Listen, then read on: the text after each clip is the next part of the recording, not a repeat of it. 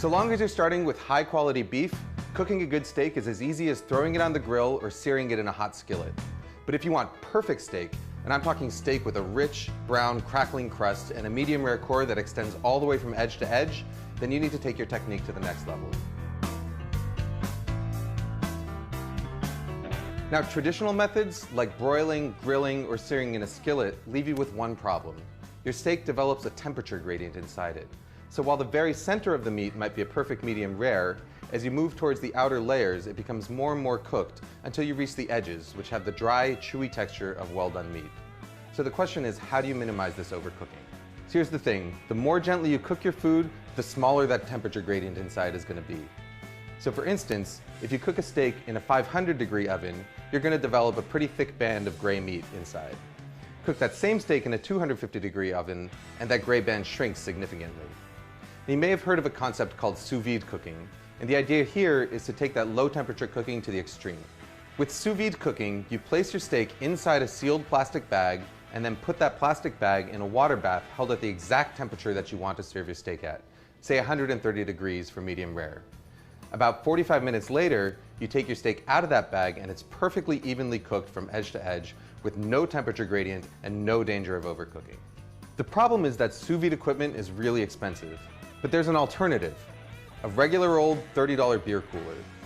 Even though a cooler is designed to keep cool things cool, it's equally good at keeping hot things hot. So all you've got to do is fill it up with hot water, adjust the temperature with boiling water or cold water, and then place your bag meat inside it to cook. So long as you start a few degrees higher in order to compensate for the heat loss when you add your meat, it should be able to maintain its temperature for the 45 minutes required to cook most steaks, pork chops, lamb chops, chicken, or fish. You can cook your meat either in a cryovac style bag or in a regular heavy duty zipper lock bag. In order to get the air out of a zipper lock bag, put your meat inside it, zip it up most of the way, and then slowly lower it into the water, sealing it just as the air is forced out. You've probably noticed one glaring problem. Your steak develops no crust or color. You're going to have to add this after it comes out of the cooler. Now you can do this on a grill if you want to cook outside, but my personal favorite way is to finish it in a cast iron skillet.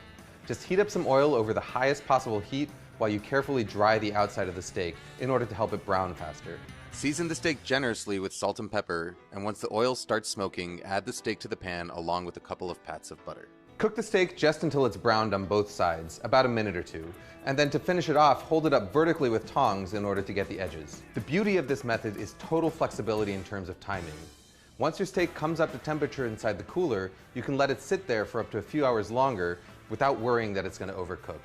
Your steak is going to be hot and ready to sear as soon as you're ready to eat.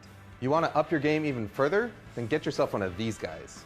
By combining the intense heat of a propane torch with a cast iron skillet, you can get a steakhouse quality char in a matter of moments. Just make sure that you shut off your smoke detectors first. It may take a little bit more time, but if you're willing to put in the effort, this is the best quality steak you can get at home.